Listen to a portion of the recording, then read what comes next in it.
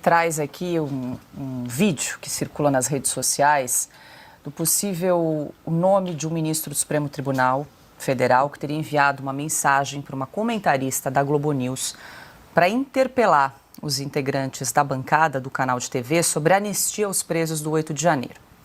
E aí a jornalista, sem dizer o nome do magistrado que mandou a mensagem, ela via o celular e ela reproduziu a pergunta que nós vamos acompanhar agora.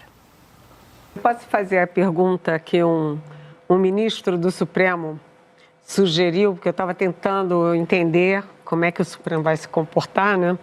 E aí esse ministro me sugeriu uma pergunta, para eu fazer uma pergunta para os parlamentares que defendem essa anistia. E a pergunta que ele me sugeriu é o seguinte: se invadissem a sua casa, jogassem rojões, paus e barras de ferro em seus funcionários, destruíssem os seus móveis e quisessem que o vizinho tomasse o poder e passasse a comandar a sua família e sua residência, você pediria anistia? E aí ele complementa a pergunta: mas contra o país e a democracia, tudo bem? Pode? É exatamente isso, né, gente? Eu achei essa pergunta muito interessante para fazer para os deputados. Vem cá, o senhor acha, então, que, como o ministro Alexandre de Moraes já disse certa vez, foi um passeio no parque, um domingo no parque? Agora, olha só a coincidência, meus parceiros aqui, Marina, Piotto, Ana e Silvio. A gente vai comparar com a pergunta que é muito parecida com a que o ministro Alexandre de Moraes fez durante a sessão de julgamento dos acusados de envolvimento no 8 de janeiro. Mas as pessoas de boa fé, às vezes, são enganadas por milícias digitais, robôs, uma série de mensagens.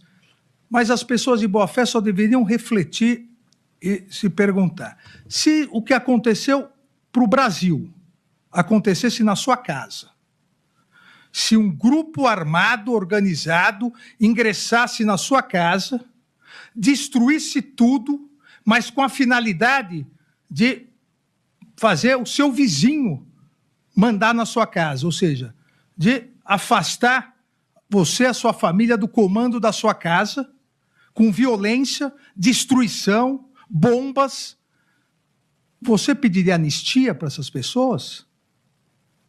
Se fosse na sua casa, haveria? Então, por que no Brasil, na democracia, a tentativa de quebra do Estado Democrático de Direito, tantas pessoas defendem isso? Quanta coincidência, hein, Marina? Vale lembrar que essa foi da sessão de ontem, do julgamento que acabou tornando réu o Felipe Martins e outros 5 denunciados pelo suposto golpe. O ministro Alexandre de Moraes só esquece de dizer nisso tudo que, sim, o STF é uma casa do povo. O Congresso é uma casa do povo. Os manifestantes que estavam lá eram integrantes do povo. Por isso, aliás, que nenhum manifestante de esquerda nunca foi preso, porque sempre se argumentou que o erro era do Estado, que não utilizou as suas forças para conter a depredação que eles fizeram. Então, para a esquerda vale isso, né? E para os manifestantes do 8 de janeiro isso não vale. Então, também é um absurdo, né? Como é que ele age assim, sendo que a decisão, quando se trata das manifestações de esquerda, é completamente outra. Outra coisa é o Alexandre de Moraes tratando aquilo como se fosse a casa dele, né? E é importante dizer, o STF não é a casa dele. De novo, é a casa do povo. E, além de tudo, se alguém invade a minha casa, eu não posso simplesmente julgar quem? Você procura a justiça, né? Você procura alguém imparcial para fazê-lo. Então, se ele considera que aquela é a casa dele, ele jamais poderia estar julgando esse processo.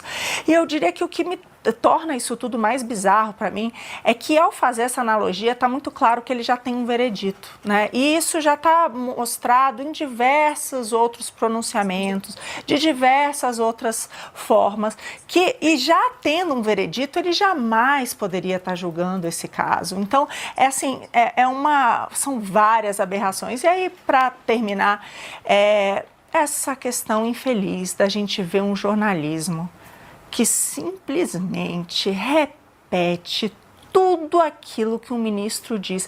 E, gente, com esse grau de absurdo em tudo que foi dito, como é que uma jornalista pega simplesmente e faz uma fala exatamente igual a do ministro? Eu me pergunto aqui, será que a coluna dela para o Estadão também é escrita por ele? Eu realmente me pergunto, quem é que cadê? Né? Eles de fato, eles questionam, que é o trabalho jornalístico, eles se fazem perguntas ali, ou eles simplesmente se transformaram em garotos de recado do STF? Porque é muito preocupante.